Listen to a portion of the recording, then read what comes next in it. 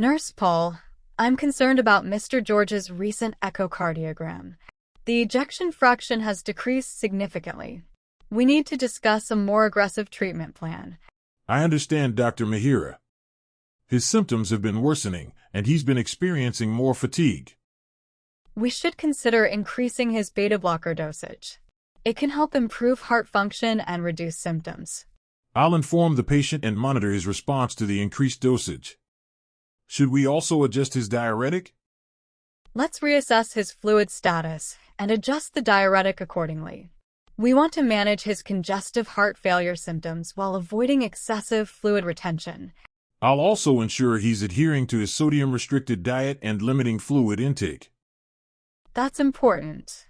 We should also discuss the possibility of a cardiac rehabilitation program. It can help improve his overall heart health and reduce symptoms. I'll schedule a consultation with the cardiac rehabilitation team, Dr. Mihira.